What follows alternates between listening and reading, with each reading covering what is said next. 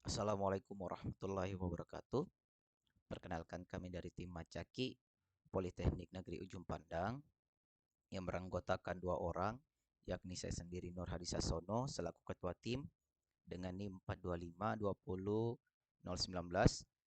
dan anggota saya yakni Ariko Putra Bintang Malangi dengan NIM 4252009. Pada kesempatan kali ini, kami akan menjelaskan mengenai gambaran umum dari ide yang kami usulkan, yakni sistem monitoring cuaca dan ketinggian gelombang air laut untuk nelayan berbasis Android.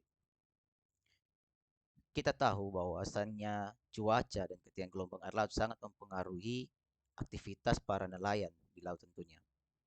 Cuaca buruk dan ketinggian yang ekstrim dapat atau bahkan sangat mengancam keselamatan para nelayan. Sehingga kami mengusulkan ide ini agar nelayan dapat mengetahui cuaca dan kondisi ketinggian air laut yang sedang terjadi pada saat itu, dengan tentunya secara real time, sehingga juga dapat membantu nelayan dalam mengambil keputusan yang tepat sebelum pergi bekerja ataupun pergi melaut.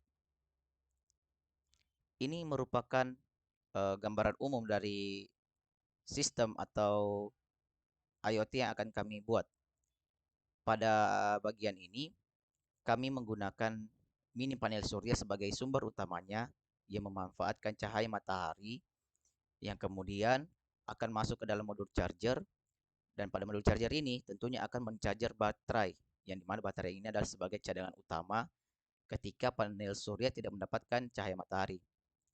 Kemudian dari baterai juga meload untuk ke microcontroller.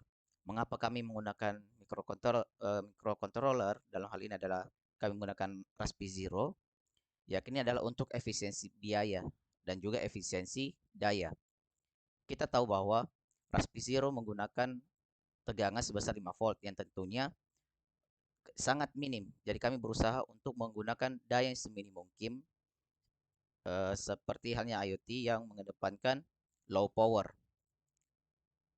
Raspi juga akan menjadi server lokal yang di dalamnya akan terinstall oleh database untuk mengumpulkan data-data dari sensor. Sensor-sensor pun yang kami gunakan adalah ada sensor suhu DM280, sensor angin, sensor hujan atau rain sensor, dan juga sensor ultrasonik yakni JSN SR04T yang kami gunakan untuk mengukur ketinggian gelombang air laut. Data-data tersebut akan kami kirim ke internet.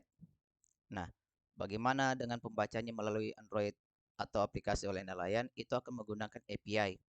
Kami akan membuatkan API untuk mengget data secara real time sehingga para nelayan dapat memonitoring kondisi cuaca dan ketinggian air laut pada saat itu juga. Ini merupakan model 3D atau rancangan alat yang akan kami bangun. Bisa dilihat di bagian atas itu terdiri dari 3 sensor, ada sensor angin, panel surya, dan sensor hujan. Yang di tengah ada kotak, yakni itu untuk menyimpan Raspberry-nya, Raspberry Zero-nya, dan juga semua pengkabelan akan disimpan dalam situ. Dan juga ada terdapat di atasnya sensor suhu untuk mengetahui keadaan suhu sekitar, dan ada juga yang mengarah ke bawah itu adalah sensor ultrasonik yang kami gunakan untuk mengukur ketinggian gelombang air laut.